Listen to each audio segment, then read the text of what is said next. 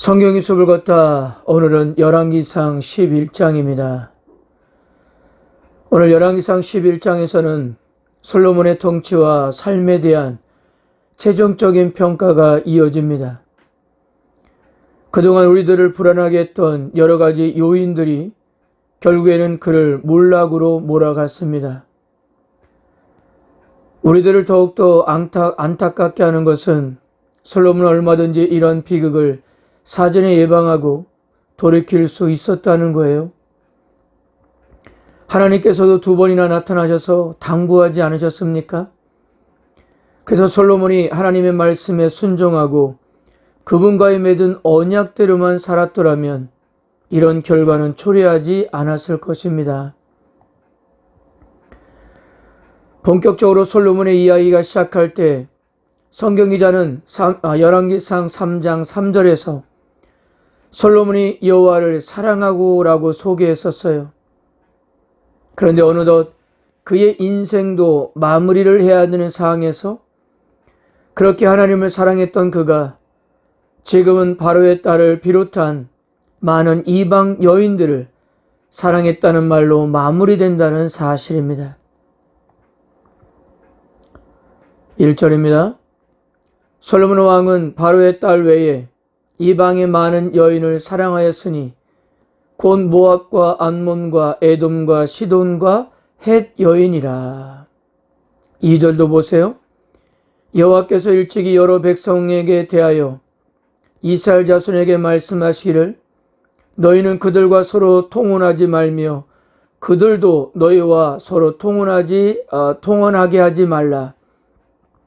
그들이 반드시 너의 마음을 돌려 그들의 신들을 따르게 하리라 하였으나 솔로몬이 그를 사랑하였더라.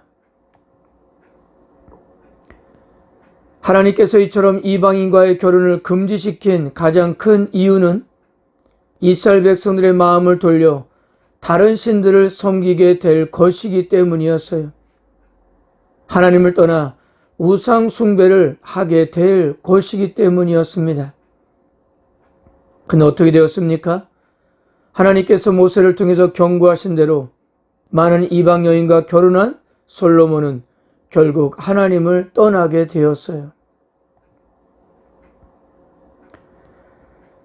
자, 솔로몬의 아내는 700명, 처분 300명을 두었는데요. 대부분 이들은 솔로몬과 정략 결혼을 한 것입니다. 즉, 정치적으로 일종의 거래가 있었다는 거예요. 그러니까 일종의 거래 목적으로 결혼을 했기 때문에 솔로몬으로서는 아내들의 요구를 들어주지 않으면 안 되었던 것입니다. 그래서 어떤 일이 벌어집니까? 여인들은 경쟁적으로 자신들의 신을 섬기는 산당을 예루살렘 주변에 빙둘러 지었던 거예요. 생각해 보세요. 이 솔로몬의 아내들은 대부분 한 나라의 공주로서 그 나라를 대표하여 시집을 온 것입니다. 그래서 예를 들어서 첫 번째 부인이 산당을 아름답게 지으면 두 번째 부인은 더 크고 화려하게 지으려고 했을 거예요. 그렇게 경쟁이 붙어 예루살렘 주변에 온통 각종 산당들이 즐비하게 세워졌던 것입니다. 이미 하나님께서 2번이나 경고하였음에도 불구하고 솔로몬이 돌이키지 않자 하나님이 이렇게 말씀하였습니다. 내가 반드시 이 나라를 내게서 빼앗아 내 신하에게 주리라. 그러나 다윗을 위하여 솔로몬이 살아있는 동안은 그런 일이 없을 것이지만 그의 아들 세대에서 그렇게 하겠다고 말씀하였습니다. 자, 그런데 보세요. 하나님께서 이방 신들을 쫓는 솔로몬에 대하여 심판을 선언하신 후 가나안 지역의 정세가 이스라엘에게는 불리하게 돌아가고 있었습니다. 북쪽과 남쪽에 그동안 이스라엘의 앙심을 품고 있었던 옛 대적들이 서서히 일어나고 있었던 거예요. 사실 이들은 이미 오래전 솔로몬의 아버지 다윗의 시대부터 이스라엘에 대해서 앙심을 품고 복수할 기회를 엿보던 세력들이었습니다. 그러나 그동안은 하나님께서 이스라엘을 보호하시고 계셨기 때문에 전혀 이슈가 되지 않았어요. 그러나 하나님께서 반역한 솔로몬을 벌하기로 작정하신 이 순간 이들의 이야기가 수면으로 올라오고 있었던 것입니다. 그동안 지 죽듯이 조용하게 지냈던 에돔 족속의 왕 하닷과 시리아의 르손이 반란을 일으켰습니다. 정략 결혼으로 국경을 평안하게 만들 것이라고 예상했지만 하나님께서 지켜주시지 않자 그런 정략 결혼도 소용이 없었던 것입니다. 그리고 더 흥미로운 것은요, 솔로몬의 애굽 왕 바로의 딸과 결혼을 하면서 애굽과 좋은 관계를 유지하고 있다고 믿고 있었는데요.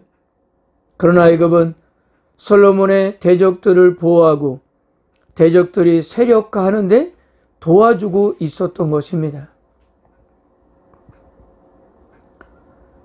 그리고 나라 내부적으로도 여로보암이 솔로몬을 대적하여 일어났습니다.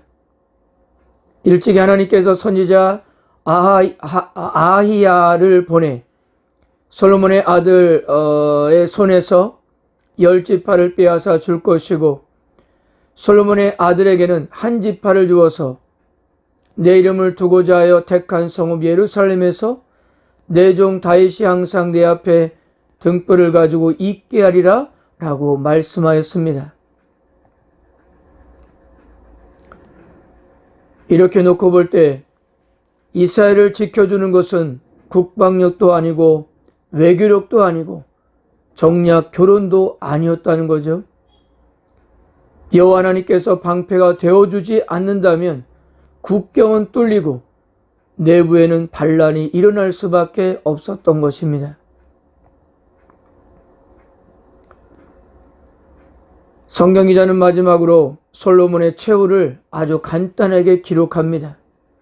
41절에 43절입니다. 솔로몬의 남은 사적과 그의 행한 모든 일과 그의 지혜는 솔로몬의 실록에 기록되지 아니하였느냐. 솔로몬이 예루살렘에서 온 이스라엘을 다스린 날수가 40년이라. 솔로몬이 그의 조상들과 함께 잠에 그의 아버지 다윗의 성읍에 장사되고 그의 아들 르호보암이 대신하여 왕이 되니라. 여러분, 우리가 알다시피 솔로몬은 이스라엘 역사상 가장 큰 업적을 남긴 왕이었습니다. 그런데 성경기자는 그의 업적과 행한 일, 그의 지혜를 기록하고 싶지 않았던 모양이에요.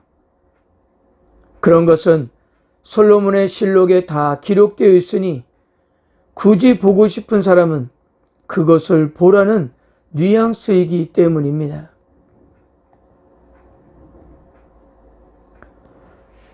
사랑하는 성도 여러분, 우리는 지금까지 솔로몬의 이야기를 공부해 왔는데요. 너무나 안타까운 것은 그가 좀 더 하나님의 말씀에 순종하고 아버지 다윗의 길을 따라갔으면 어떻게 되었을까 하는 아쉬움이 가득합니다. 그는 정말 이스라엘 왕들 중에서 가장 자랑할 것이 많고 화려한 인생이었어요. 그런데 그의 인생은 용두삼이었어요. 그의 위상은 하늘을 찌르고 있었지만 그렇게 높은 만큼 나락의 폭도 컸던 것입니다. 더욱 안타까운 것은요, 이 솔로몬의 내리막길은 전체 이스라엘이 망하는 역사로 이어지고 있다는 사실입니다. 사랑하는 성도 여러분, 그렇기 때문에 우리들도 제 유혹에 빠질 때마다 솔로몬의 행동의 결과를 반드시 생각하셔야 합니다. 우리들도 나 자신의 행동과 결정으로 가져올 폭넓은 결과를 직시해야 해요. 그래서 혹여 우리가 죄악으로 넘어졌다면 하나님의 신실하심과 용서의 약속을 붙잡고 철저히 회개의 자리로 나가야 합니다. 이것만이 우리가 살 길이기 때문입니다. 나 자신과 세상을 신뢰하지 말고 오직 하나님만을 신뢰하는 것이 우리가 하나님의 백성으로 사는 유일한 길인 거예요. 그리고 무엇보다도 하나님과의 관계가 삶의 다른 어떤 문제보다도 중요하다는 사실을 믿으시고 그 은혜로 우리들에게 맡겨진 삶을 최선을 다하여 살아가시기를 바랍니다. 오늘도 하나님의 말씀으로 내 삶을 점검해 보시고 좀 더 하나님께서 인정하시는 길을 걸어가는 하루가 되시기를 바랍니다. 아멘.